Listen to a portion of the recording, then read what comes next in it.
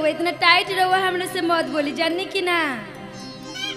एगो तो हमरा भतीजा के रोआ रोआ के मुंह झुरवा देले बड़ुआ कहा तारू टाइट ना बोली टाइट कहिए के बोले तोहरा के अरे माई रे माई मुआ ना हमरा के मार देला जे माई भैया बाहर बनी हमरा के मार मार के नतिया हमरा देह खराब कर देले रे माई। नतिया कहतरू है बतिया के जान लेतरू नतिया कहतरू अरे टोपिए लेके पैदा भइल बा का रे भतीजा हमार। देखी आपके भैया के आवे दी बाहर से मुआना रहियन घर में तो हमें रहम हम ये घर में अब ना रहम हमें चल जाए मैं ना रहबू बताई शंभू बराबर पंचायती करी। ए बाबुआ छोड़ दे मत मार काहे ना मारी मत मार तोर भाई घरे नहीं खे उ आई तब ओकरा सामने कर व्यवस्था करी। तो तू मरवाइब एकरा के ना मारी तो चुप हम बुढ़ारी में का मरवाए बाबुआ। हाँ तो बताओ हई टोपी लेके पैदा कर देले बिया दूध नहीं खे पियावते लइका के आय चुप रह तोरा माई के चुप रह का चुप रह तारी माई के मास्टरी में नौकरी लगा चुप। शंभू बाबा पहले के लोग लइकन के छाती के दूध पियावताला सही बात बा ए हमार बाबू आजकल डाबा पिया के डाबा बना दे तारी सब चूसनी धरावा तारी सा चूसनी तो पियले बता डाबा तो कहाँ से चनी है कि बाबू है कि बाबा यही से आजकल के लइका इज्जत नहीं खा करत का करे जाए दे भौजी है ना आबी आओ हम मारा है बहुत मारा है का और तुमने मरवा लिया बहुत बढ़िया से बर्दाश्त कर लिया। हम माफी चाहते हैं तुम्हारा छू के गोड़ लग रहे हैं कुछ छू के आई टोपी बारे भाला वाला बेटा कहाँ से आ गल बारे बेटा हा के भाला पैदा कैले बड़ू ये भौजी लेकिन बड़ा छरिया बा बड़ा छरिया था छेदा था ना चुप रहा तारा माई के चुप। ए देवर बाबू लड़का के चाचा इतना तेज बानी तो लड़का वैसे ना होई। अरे बाप रे बाप तू कौन तेज नहीं खुनाते इतना भाला वाला लड़का ना आई खूब यो तेल लगौले बारी। हाँ हाँ तेल लगा के कर मूड़ी गोल करे के तो लाम कर देले बिया हे बाप रे ई तेल लगले बड़ू की खेल कइले बड़ू निमन तेल लगले बड़ू यहीगा खाटी सरसर तेल दोनों टाइम हम मौलीला ए बाबू दोनों टाइम हमें मिला के जवाई हाँ तो जवाई ने करा के तनी हिंग चटावा कर मुंह सूखल जाता और नइखा मिलत ना अही राम मांगा से मांग ली ई पहले हिंगे बेचता ले तनी अब अंजनी भैया के संगत में पड़ल तो बेचारा ढोलक उलक बजावे लगल आज नाम हो गल ढेर दाम हो गल तब से लेकिन भाला वाला लड़का आज ले हम ना देख रही अरे दादा पहली बार भाला वाला लड़का आयल बा क्षेत्र में क्षेत्र के विकास होई बहुत विकास होई मात्र ये बाबू मात्र चुप रह ना चुप रह जाए दे बाबू खराब का चल गई अब तोरे घरे निमान का आ गई। ए देवर बाबू धोरी न तनी रोवे पिया दी। हाँ पिया दी हमारा लगा सिस्टम कहाँ बजा पिया दी रे पिया दो उनकर पर्सनालिटी तनी खराब हो जाए ऐसे नहीं कि पियाव। अच्छा का है बाल्टी में पर्सनालिटी लेके आइल बड़ी हाँ हाँ तनी झूले लगी। देखा भाजी हम पियाती तो एकरा के निकाल ना देती हैं हमारा लगा सिस्टम बंद बा। ए देवर बाबू संगे एगो लमको धरा दे तनी रोवा वही से पिया दी। लामा का बोतल बाप रे इहो कम नहीं खे टोटल बहुत तेज बिया परहेज बिया नहीं आजकल के जमाना के गाना बा कि आजकल की औरत अपना लड़का के दूध नहीं खी पियावत काहे बाबा काहे से कि पर्सनालिटी बिगड़ता। हाँ शहर में बड़ा तंग हो गई बा घरी जमाना का होता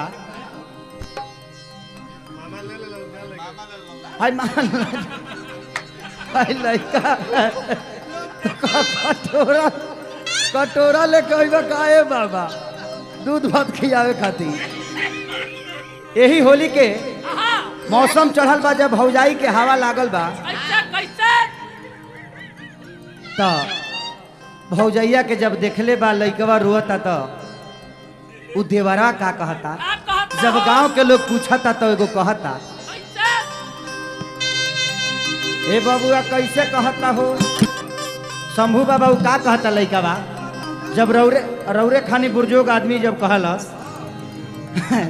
कि बबुआ तोरा घर में बड़ा शोर होता रे, हाला होता बबुआ तारा घर में बड़ी हाला होता। का करे बाबा भौजाई बहुत उरे मिल गई बिया, बाल्टी में पर्सनालिटी लेके आयल बिया। कैसनो मिलल बिया तो घर में तो रखे के पड़ी।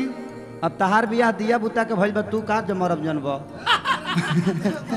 जोरा भाई लइकवा का कहता भैया, अरे कि जहिया से बहल बा फगुआ के हवा, भौजी के सूट नहीं करता दावा।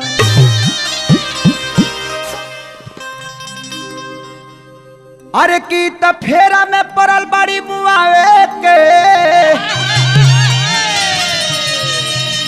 आदत छोड़ दे हली लइका पियावे के, कि जब पैदा कैले होई है तो कैसे बर्दाश्त कैले होई है दर्द के। ए देव बाबुआ का भौजी इहो राउर नहीं के मालूम, तो हमारा लगे सिस्टम रही तब न पता चली। सीजर में भइल बा, बेहोश करके सीजर में।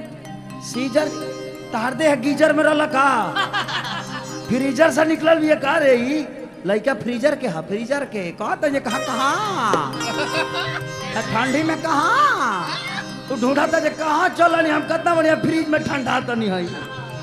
लइका का कहता बाबुआ हो कि जहिया से बहल बा फगुआ के हवा, फौजी के सूट नहीं करता दावा।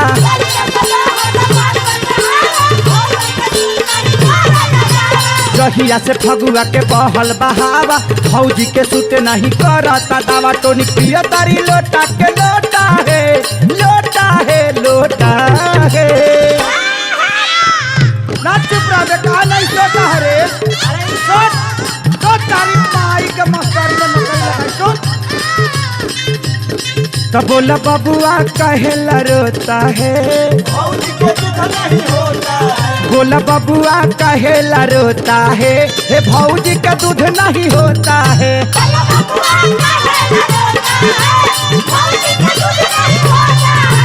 बबुआ कहेला रोता है, तो भौजी का दूध नहीं होता है।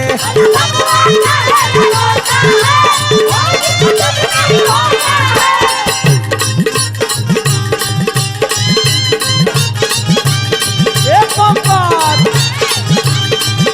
ए आर पंकज जी हाय देखा, ए बाबा पवन मुरली भैया हो, ए मुखिया जी हाय देखा, राज बहादुर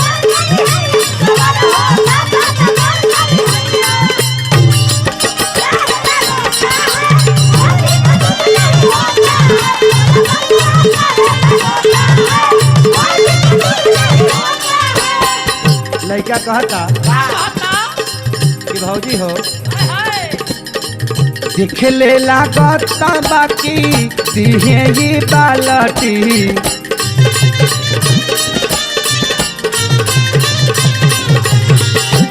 देखने में शरीर तो बहुत उभड़ खाबड़ है। आज बाबा पाठक इकर सब चल रहा है नाटक,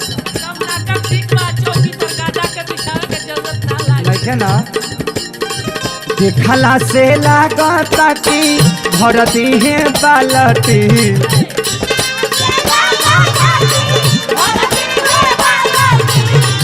नहीं खिपियावत की घटी परसना लटी,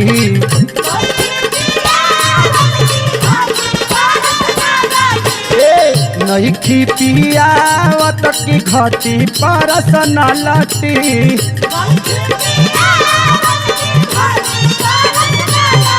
देह देखो ही में खाली कर मोटा है, मोटा है, मोटा है। ना चुप रह, कहा नहीं काहे खुए करे के चुप कर धरा काहे खींचते रे भौजी धरा दे ए देवर बबुआ हम तोहर भतीजा से हम परेशान बानी। हम अभी चाहते भैया के बोला के कोनो हॉस्टल में दे दिया हमरा से लइका होई के ना पोसाई। भाई 3 महीना का लड़का हॉस्टल में के पोसी रे आय ओ बरा ना बुझाई मजा मार ले काजी मिया मार खाए डफाली। हम का जाने मुआने के बार बार मना करी कि मच्छरदानी में मत आई मच्छरदानी में मत आई। आज हमारी साजा भोगे के पड़ता। मत रहो का कहला के बाद हम चलत मात्र भाजी मात्र देह देखो ही में खाली कर मोटा है तो बोला बबुआ कहेला रोता है तो बोला बबुआ कहेला रोता है हे भौजी के दूध नहीं होता है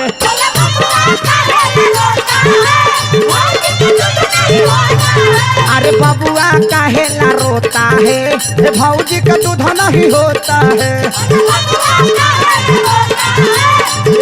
भैया ऐसा फोटो स्टूडियो दिया हो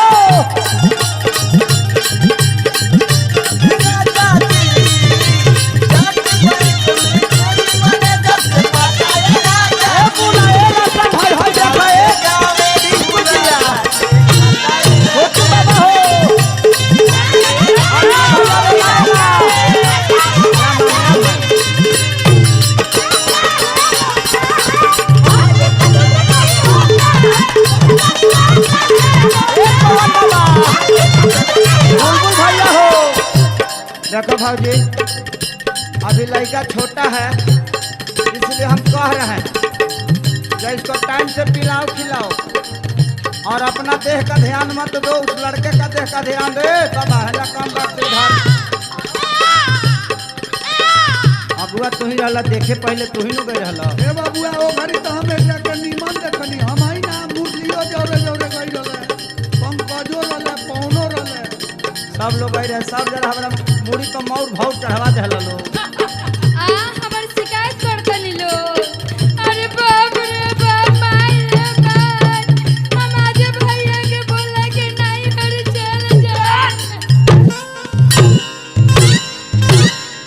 मार दे देखो और फेंक दे तू जानते न हमरा बारे में बहुत दूरे भाठा का मरद है हम बाबा हट जा बीच में से न तो तू भजा जाइबो हाँ तू गोल करके फेरा में रहा तेरा चिड़िया घर में फंस जाइबो तू बुझत नहीं खा लइकवा कहता बबुआ जनमावते ईता भइली बाके ना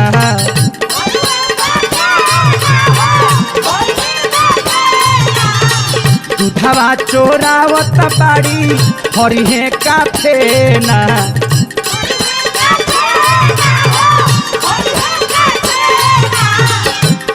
माने दूध चोरा के क्या करोगे क्या करोगे जी अरे होटल में दिया होटल में दिया ही होटल में कहा टोटल होता होटल हाँ, में पनीर- पनीर छेना फ्राई सब पनीर बनवाइबू पनीर पनार लड़का कहता बबुआ जनमावते ईता भइली बाके ना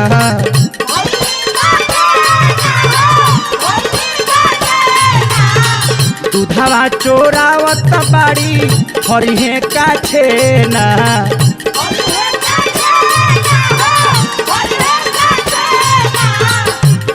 तो जो बन लागता कि सुधा के कोटा है जो बन लागता कि सुधा के कोटा है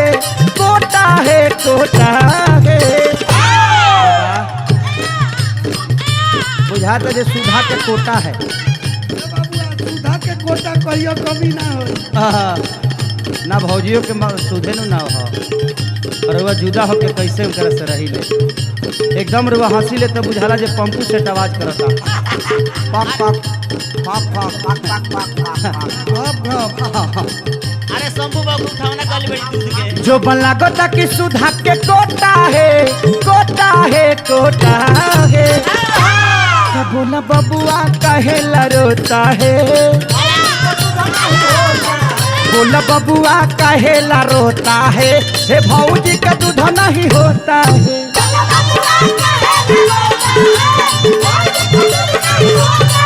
बोल बबुआ कहला रोता है हे भौजी का दूध नहीं होता है।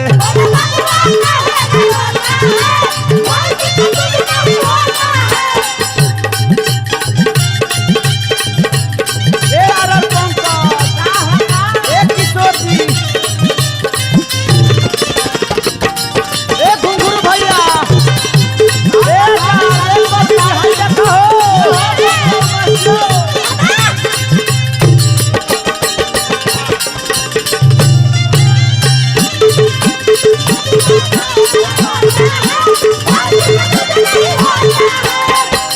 ए आरल पंकज जी, लड़का कहता हमारा भतीजा के बनवली दूधा कटू,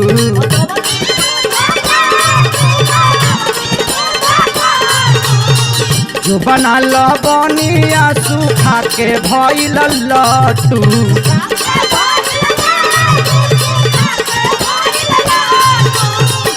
ए बिजली तू कितना बड़ू बिजली आरती बबले उतारी तहर आरती, कितने लोगों को मारती, कितने लोगों को खाती है, कहाँ कहाँ बुनिया झाड़ती। लड़का कहता आई करेजा में समय दो हमारा भतीजा के बनवली दूधा कटू,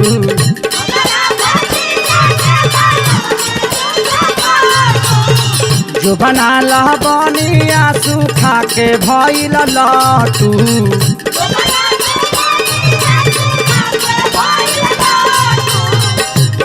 तो बेटा यही से न कबहू सोता है सोता है सोता है,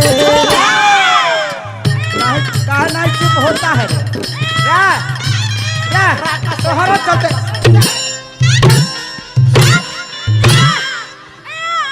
अरे बाप रे बाप, मुआना हमरा के जिए ना दिए दादा।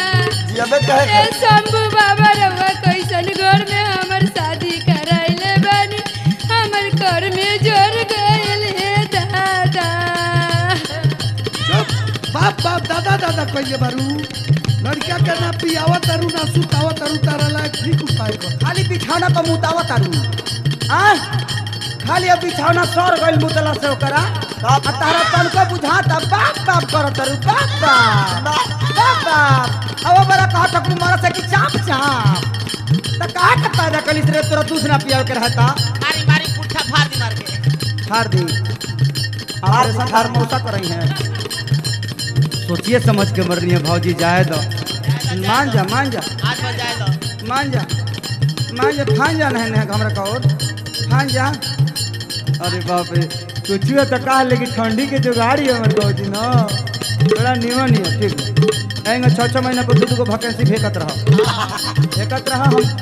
हम ओकरा खातिर बानी ना। सुधा के दूध जिंदाबाद, सुधा के दूध ई ना पिए या तो सुधा के दूध पिया के जियाए ओकरा के। हाँ ठीक कहत रे मौसी, तू ही बारू जाई जिया ता लइका मौसी तेज आपके देवर बाबू हमन मन लायक बात कहनी है।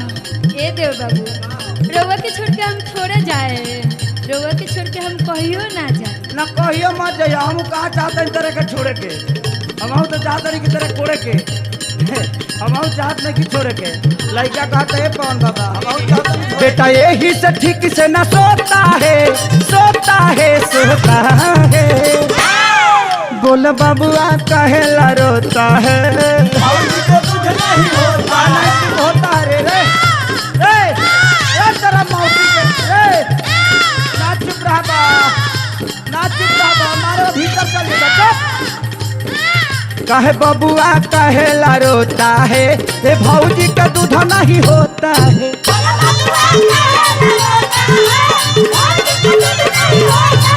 बोले बबुआ कहेला रोता है, भौजी का दूध नहीं हो।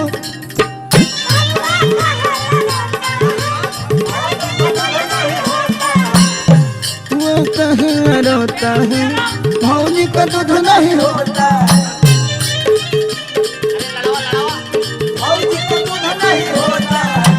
बबुआ कहेला रोता है, भौजी का दूध नहीं होता।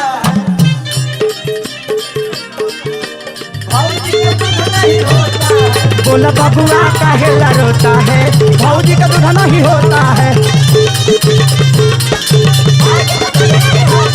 बोला बबुआ काहेला रोता है, भौजी का दूध नहीं होता है।